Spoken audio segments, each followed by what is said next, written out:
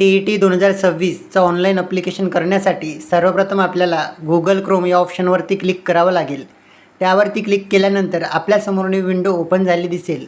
आपल्याला Google Chromeच्या search बॉक्समध्ये TET 2026 हे टाईप करून इंटर प्रेस करावं लागेल.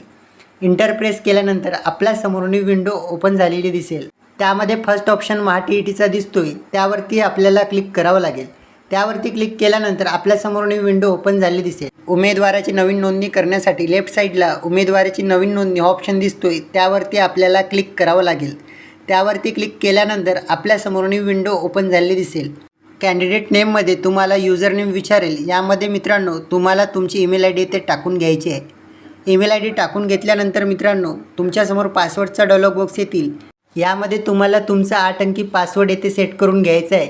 मी रिकमेंडेड करेल की तुम्ही pass@123 हाच पासवर्ड टाका, जेणेकरून तुम्हाला कुठल्याही प्रकारचे अडचण येणार नाही. 5चा P कॅपिटल ठेवावा, बाकी स्मॉल ठेवावे. त्यानंतर कन्फर्मेशन पासवर्डमध्ये तुम्हाला तुमचा पासवर्ड येथे कन्फर्म करून घ्यायचा आहे. त्यानंतर रुलरच्या सहाय्याने आपल्याला खाली यायचं आहे. खाली आल्यानंतर candidate name as per SSC certificate हा ऑप्शन दिसतोय.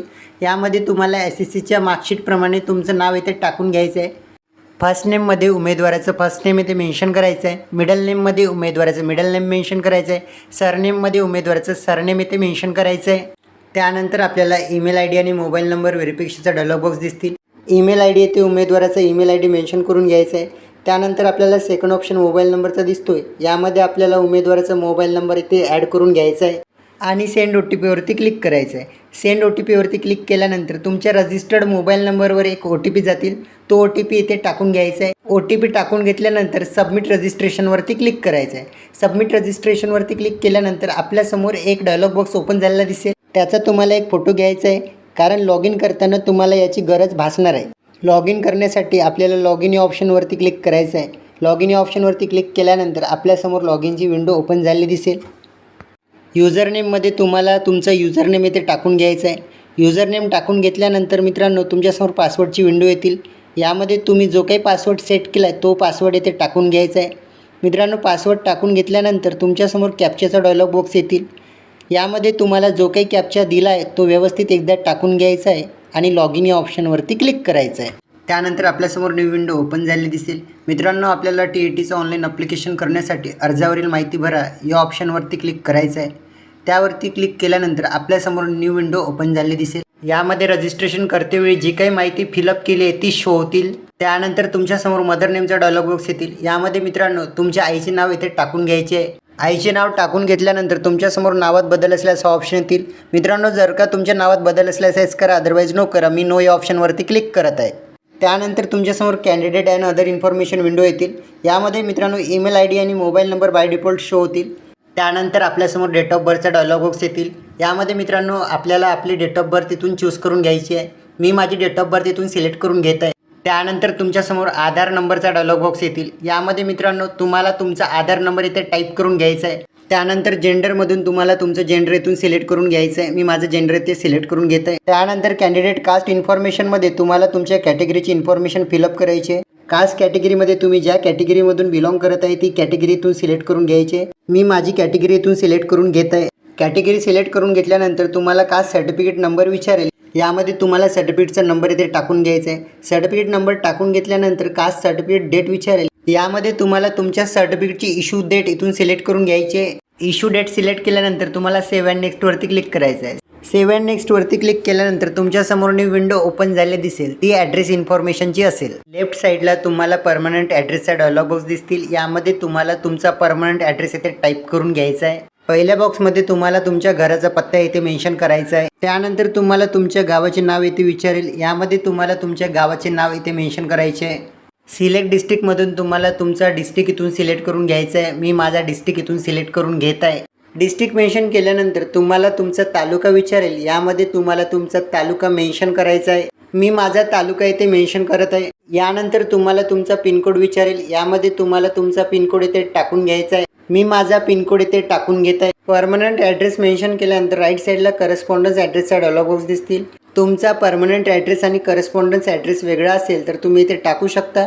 जर का परमनंट ॲड्रेस आणि करस्पॉन्डन्स ॲड्रेस तुमचा सारखा असेल तर तुम्ही सेम ॲज परमनंट ॲड्रेसवर क्लिक करू शकता. माझे दोन्ही ॲड्रेस सारखे असल्यामुळे मी सेम ॲज परमनंट ॲड्रेसवर क्लिक करत आहे. त्यानंतर तुम्हाला सेव्ह अँड नेक्स्टवरती क्लिक करायचं आहे. सेव्ह अँड नेक्स्टवरती क्लिक केल्यानंतर तुमच्यासमोर न्यू विंडो ओपन झाली दिसेल. ती विंडो एज्युकेशन इन्फॉर्मेशनची असेल. एज्युकेशन क्वालिफिकेशनमध्ये तुम्हाला सर्वात आधी SSC आणि HSCची डिटेल फिलअप करायची आहे. सर्वात आधी तुम्हाला SSCची डिटेल फिलअप करावी लागेल. सर्टिफिकेट नंबरमध्ये तुम्हाला तुमच्या सर्टिफिकेटचा नंबर इथे टाकून घ्यायचा आहे. त्यानंतर तुम्हाला सीट नंबर विचारेल, यामध्ये तुम्हाला 10वीचा सीट नंबर टाकून घ्यायचा आहे. त्यानंतर तुम्हाला बोर्ड और युनिव्हर्सिटी नेम विचारेल. मित्रांनो, तुम्ही ज्या बोर्डमधून 10वीची एक्झाम पासआउट झाला असेल ते बोर्ड इथे टाईप करून घ्यायचं आहे. मी माझ्या बोर्डचं नाव इथे टाकून घेत आहे. त्यानंतर तुम्हाला पासिंग मंथ आणि पासिंग इयर विचारेल. यामध्ये तुम्हाला 10वीचं पासिंग मंथ आणि पासिंग इयर येथून सिलेक्ट करून घ्यायचं आहे. मी माझं पासिंग मंथ आणि पासिंग इयर येथून सिलेक्ट करून घेत आहे. त्यानंतर ऑप्टेन मार्कमध्ये तुम्हाला मिळालेले मार्क इथे टाकून घ्यायचे. टोटल मार्कमध्ये तुम्हाला तुमचे टोटल मार्क इथे ॲड करून घ्यायचे. त्यानंतर HSCची इन्फॉर्मेशन फिलअप करण्यासाठी आपल्याला चेकबॉक्समध्ये चेक मार्क द्यावा लागेल. त्यानंतर सर्टिफिकेट नंबरमध्ये आपल्याला 12वीचा सर्टिफिकेट नंबर मेन्शन करायचा आहे. त्यानंतर तुम्हाला सीट नंबर विचारेल, यामध्ये तुम्हाला 12वीचा सीट नंबर इथे मेन्शन करायचा आहे. त्यानंतर बोर्ड और युनिव्हर्सिटी नेममध्ये तुम्ही 12वीची एक्झाम ज्या बोर्डमधून पासआउट केली आहे त्या बोर्डचं नाव इथे टाईप करून घ्यायचं आहे. पासिंग मंथ अँड पासिंग इयरमध्ये तुम्हाला तुमच्या 12वीचं पासिंग मंथ अँड इयर इथून सिलेक्ट करून घ्यायचं आहे. मी माझं पासिंग मंथ आणि इयर सिलेक्ट करून घेत आहे. त्यानंतर ऑप्टेन मार्कमध्ये तुम्हाला मिळालेले मार्क इथे टाकून घ्यायचं आहे. टोटल मार्कमध्ये तुमचे टोटल मार्क इथे टाकून घ्यायचे. त्यानंतर आपल्याला रुलरच्या साहाय्याने खाली यावं लागेल. रुलरच्या साहाय्याने खाली आल्यानंतर आपल्यासमोर विंडो ओपन झालेली दिसेल. त्यानंतर तुम्हाला ग्रॅज्युएशनची डिटेल फिलअप करण्यासाठी चेकबॉक्समध्ये चेकमार्क द्यायचा आहे. त्यानंतर ग्रॅज्युएशन और पोस्ट ग्रॅज्युएशनमधून तुम्हाला तुमची डिग्री येथून सिलेक्ट करून घ्यायची आहे. BA असेल तर BA, BCom असेल तर BCom, BSc असेल तर BSc. माझी BComची डिग्री असल्यामुळे मी BCom सिलेक्ट करून घेत आहे. त्यानंतर रिझल्टमधून तुम्हाला तुमचा रिझल्ट इथून सिलेक्ट करून घ्यायचा आहे. पास असेल तर पास, अपीयर्ड असेल तर अपीयर्ड. माझा रिझल्ट पासआउट असल्यामुळे मी पास सिलेक्ट करून घेत आहे. त्यानंतर बोर्ड और युनिव्हर्सिटी नेममध्ये तुम्ही ज्या युनिव्हर्सिटीमधून डिग्री संपादन केली आहे त्या युनिव्हर्सिटीचं नाव इथे टाकून घ्यायचं आहे. मी माझ्या युनिव्हर्सिटीचं नाव इथे टाकून घेत आहे. त्यानंतर ऑप्टेन मार्कमध्ये तुम्हाला जे काही ॲग्रिगेट मार्क मिळाले ते इथे टाकून घ्यायचे. मी माझे मार्क इथे टाकून घेत आहे. त्यानंतर टोटल मार्कमध्ये तुमचे ॲग्रिगेट टोटल मार्क इथे टाकून घ्यायचे. मी माझे टोटल मार्क इथे टाकून घेते. तुम्हाला जर का पोस्ट ग्रॅज्युएशनची माहिती फिलअप करायची असेल तर तुम्हाला चेकबॉक्समध्ये चेकमार्क द्यायचा आहे. त्यानंतर ग्रॅज्युएशन और पोस्ट ग्रॅज्युएशनमधून तुम्हाला तुमची डिग्री इथून सिलेक्ट करून घ्यायची आहे. MA असेल तर MA, MCom असेल तर MCom, MSc असेल तर MSc. माझं MCom असल्यामुळे मी MComवर सिलेक्ट करत आहे. त्यानंतर बोर्ड और युनिव्हर्सिटी नेममध्ये तुम्हाला तुमच्या युनिव्हर्सिटीचं नाव इथे टाकून घ्यायचं आहे. मी माझ्या युनिव्हर्सिटीचं नाव इथे टाकून घेत आहे. त्यानंतर ऑप्टेन मार्कमध्ये तुम्हाला जे काही ॲग्रिगेट मार्क मिळाले ते इथे टाकून घ्यायचे. टोटल मार्कमध्ये तुम्हाला तुमचे टोटल ॲग्रिगेट मार्क इथे टाकून घ्यायचे. त्यानंतर आपल्याला रुलरच्या साहाय्याने खाली यायचं आहे. खाली आल्यानंतर तुम्हाला प्रोफेशनल एज्युकेशन डिप्लोमाचा डायलॉग बॉक्स दिसतील. मित्रांनो, तुमचं जर का D.Ed झालेलं असेल तर तुम्ही 1 ते 5साठी अप्लिकेशन करू शकता आणि जर का तुमचं B.Ed झालं असेल तर तुम्ही 6 ते 8साठी अप्लिकेशन करू शकता. माझं B.Ed झालं असल्यामुळे मी प्रोफेशनल एज्युकेशन डिग्रीसाठी अप्लिकेशन करणार आहे. त्यासाठी आपल्याला रुलरच्या साहाय्याने खाली यावं लागेल. रुलरच्या साहाय्याने खाली आल्यानंतर आपल्यासमोर प्रोफेशनल एज्युकेशन डिग्रीचा डायलॉग बॉक्स ओपन झालेला दिसेल. मला 6 ते 8साठी अप्लिकेशन करायचं असल्यामुळे मी प्रोफेशनल एज्युकेशन डिग्रीच्या बॉक्समध्ये चेकमार्क देत आहे. चेकमार्क दिल्यानंतर प्रोफेशनल एज्युकेशन डिग्रीचा डायलॉग बॉक्स ओपन होतील. सर्वात आधी आपल्याला डिग्री नेम विचारेल. यामधून तुम्हाला तुमची जी काही डिग्री असेल ती इथून सिलेक्ट करून घ्यायची. माझी डिग्री B.Ed असल्यामुळे मी B.Ed इथून सिलेक्ट करून घेत आहे. त्यानंतर रिझल्टमधून तुम्हाला तुमचा रिझल्ट इथून सिलेक्ट करून घ्यायचा आहे. पास असेल तर पास, अपीयर्ड असेल तर अपीयर्ड. माझा रिझल्ट पास असल्यामुळे मी पासवरती क्लिक करत आहे. त्यानंतर बोर्ड और युनिव्हर्सिटी नेममध्ये तुम्ही ज्या युनिव्हर्सिटीमधून डिग्री संपादन केली आहे त्या युनिव्हर्सिटीचं नाव इथे टाकून घ्यायचं आहे. मी माझ्या युनिव्हर्सिटीचं नाव इथे टाकून घेत आहे. त्यानंतर डिग्री पासिंग मंथ आणि इयरमध्ये तुमच्या डिग्रीचं पासिंग इयर आणि मंथ इथून सिलेक्ट करून घ्यायचं आहे.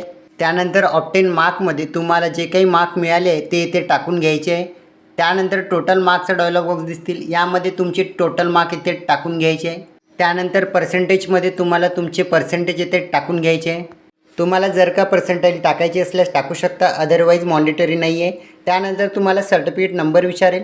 यामध्ये तुम्हाला तुमच्या डिग्रीचा सर्टिफिकेट नंबर किंवा शेवटल्या वर्षाच्या मार्कशीटचा सर्टिफिकेट नंबर इथे टाकून घ्यायचा आहे आणि सेव्ह अँड नेक्स्टवरती क्लिक करायचं आहे। सेव्ह अँड नेक्स्टवरती क्लिक केल्यानंतर तुमच्यासमोर विंडो ओपन झाली दिसेल। ती एक्झाम इन्फॉर्मेशनची असेल। त्यामध्ये फर्स्ट ऑप्शन इन्फॉर्मेशन अबाउट एक्झामचा दिसतोय। डिस्ट्रिक्ट ऑफ एक्झाममधून तुम्ही ज्या जिल्ह्यात परीक्षा देणार आहे तो जिल्हा इथून निवडून घ्यायचा आहे। एक्झाम अप्लायमध्ये आपल्याला बाय डिफॉल्ट सेकंड पेपर येतील, ते इथून सिलेक्ट करून घ्यायचं आहे। कारण माझी पात्रता BEd असल्यामुळे मी 6 ते 8 साठी अप्लाय केला आहे।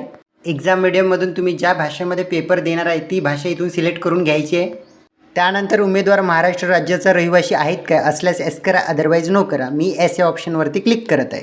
त्यानंतर आपल्याला रुलरच्या सहाय्याने खाली यायचं आहे। रुलरच्या सहाय्याने खाली आल्यानंतर आपल्याला लँग्वेजचं ऑप्शन येतील। यामध्ये मित्रांनो by default Marathi he language असेल। त्यानंतर सेकंड लँग्वेज तुम्हाला इथून सिलेक्ट करून घ्यायची आहे। त्यानंतर उमेदवार दिव्यांग असल्यास एस करा, अदरवाईज नो करा। मी नो या ऑप्शनवरती क्लिक करत आहे। त्यानंतर उमेदवार माजी सैनिक असल्यास एस करा, अदरवाईज नो करा। मी नो या ऑप्शनवरती क्लिक करत आहे। त्यानंतर परीक्षेत गैरप्रकाराबद्दल मार्गदर्शक सूचना जारी केली आहे, ती व्यवस्थित वाचून घ्यायची आहे आणि चेक मार्क द्यायचा आहे। त्यानंतर उमेदवाराला जुळा भाऊ किंवा बहीण आहेत काय असल्यास एस करा, अदरवाईज नो करा। मी नो या ऑप्शनवरती क्लिक करत आहे। त्यानंतर उमेदवार सध्या शिक्षक पदावर कार्यरत आहेत का असल्यास एस करा, अदरवाईज नो करा। मी नो या ऑप्शनवरती क्लिक करत आहे। त्यानंतर आपल्याला रुलरच्या सहाय्याने खाली यायचं आहे। खाली आल्यानंतर आपल्याला आयडेंटिटी प्रूफ टाईप इथून सिलेक्ट करून घ्यायचं आहे। आधार असेल तर आधार, पॅन कार्ड असेल तर पॅन कार्ड। मी आधार कार्ड सिलेक्ट करून घेत आहे। त्यानंतर आयडेंटिटी कार्ड नंबरमध्ये आपल्याला आधार कार्डचा नंबर इथे टाईप करून घ्यायचा आहे। मी माझा आधार कार्ड नंबर इथे टाईप करून घेत आहे। आधार कार्ड नंबर टाकून घेतल्यानंतर आपल्याला सेव्ह अँड नेक्स्ट करायचं आहे। सेव्ह अँड नेक्स्ट केल्यानंतर आपल्यासमोर विंडो ओपन झाली दिसेल, ती डॉक्युमेंट अपलोडची असेल। यामध्ये आपल्याला डॉक्युमेंट अपलोड करायचे आहे। सर्वात आधी फोटो अपलोड करायचा आहे। मी माझा फोटो इथे अपलोड करत आहे। त्यानंतर सिग्नेचर अपलोड करायची आहे। मी माझी सिग्नेचर इथे अपलोड केलेली आहे। त्यानंतर आपल्याला आयडेंटिटी प्रूफ अपलोड करायचं आहे। त्यासाठी अपलोडवर क्लिक करायचं आहे। मी माझं आयडेंटिटी प्रूफ इथे अपलोड केलेलं आहे। त्यानंतर आपल्याला सेल्फ डिक्लेरेशन अपलोड करायचं आहे। त्यासाठी मी अपलोडवरती क्लिक करत आहे। मी माझं सेल्फ डिक्लेरेशन अपलोड केलेलं आहे। त्यानंतर आपल्याला रुलरच्या सहाय्याने खाली यायचं आहे। रुलरच्या सहाय्याने खाली आल्यानंतर आपल्याला डिक्लेरेशनचा डायलॉग बॉक्स दिसतील, तो व्यवस्थित वाचून घ्यायचा आहे आणि त्यावरती चेक मार्क द्यायचा आहे। चेक मार्क दिल्यानंतर आपल्याला शो प्रिव्ह्यूवरती क्लिक करायचं आहे। शो प्रिव्ह्यूवरती क्लिक केल्यानंतर आपल्यासमोर प्रिंट प्रिव्ह्यू शो होतील, तो व्यवस्थित आपल्याला बघून घ्यायचा आहे। आपला जर ॲप्लिकेशन व्यवस्थित असेल तर आपल्याला प्रोसीड टू पेमेंट करायचं आहे। जर का तुम्हाला करेक्शन करायचं असेल तर आत्ताच तुम्ही करेक्शन करू शकता। माझं ॲप्लिकेशन फॉर्म बरोबर असल्यामुळे मी पेमेंट करण्यासाठी प्रोसीड टू पेमेंटवर क्लिक करत आहे। प्रोसीड टू पेमेंटवर क्लिक केल्यानंतर आपल्यासमोर विंडो ओपन होतील, ती पेमेंटची असेल। मित्रांनो, तुम्हाला पेमेंट करण्यासाठी राईट साईडला परीक्षा शुल्क भरा यावरती क्लिक करावं लागेल। त्यावरती क्लिक केल्यानंतर तुमच्यासमोर विंडो ओपन झालेली दिसेल। त्यावरती क्लिक केल्यानंतर आपल्यासमोर अर्जाचा शेवटचा डायलॉग बॉक्स येतील, यावरती तुम्हाला होय करायचं आहे। होय केल्यानंतर तुमच्यासमोर विंडो ओपन झालेली दिसेल, ती पेमेंट ऑप्शनची असेल। मित्रांनो, तुम्हाला अनेक माध्यमातून पेमेंट करता येतील। मला QR थ्रू पेमेंट करायचं असल्यामुळे मी QR वरती क्लिक करत आहे। QR वरती क्लिक केल्यानंतर आपल्यासमोर विंडो ओपन झालेली दिसेल। त्यानंतर तुम्हाला भीम UPI वर क्लिक करून मेक पेमेंटवर क्लिक करायचं आहे। मेक पेमेंटवर क्लिक केल्यानंतर तुमच्यासमोर विंडो ओपन झालेली दिसेल, ती QR कोडची असेल। मित्रांनो, तुम्हाला पेमेंट करण्यासाठी क्लिक हेअर टू स्कॅनवरती क्लिक करायचं आहे। त्यावरती क्लिक केल्यानंतर तुमच्यासमोर QR कोड शो होतील। QR कोड शो झाल्यानंतर आपल्या फोनपेमधून QR स्कॅन करून आपल्याला पेमेंट करायचं आहे। मी माझ्या फोनपेमधून QR स्कॅन करून पेमेंट करत आहे। मी ऑलरेडी पेमेंट केलेलं आहे। अशा पद्धतीनं आपलं पेमेंट सक्सेसफुल झालेलं आहे। तुम्हाला जर का पेमेंट स्लिप डाउनलोड करायची असेल तर तुम्ही डाउनलोड करू शकता। पेमेंट स्लिप डाउनलोड केल्यानंतर आपल्याला ॲप्लिकेशन डाउनलोड करण्यासाठी परत एकदा लॉग इन करावं लागेल। लॉग इन केल्यानंतर आपल्यासमोर विंडो ओपन झालेली दिसेल। ॲप्लिकेशन डाउनलोड करण्यासाठी आपल्याला अर्ज डाउनलोड करा त्यावरती क्लिक करावं लागेल। अशा पद्धतीने मित्रांनो, आपण TET 2026चा ऑनलाईन अर्ज कसा करायचा याचा सविस्तर व्हिडिओ आपण स्टेप बाय स्टेप बघितला आहे। मित्रांनो, व्हिडिओ आवडला असल्यास आपल्या चॅनलला नक्की सबस्क्राईब करा। धन्यवाद।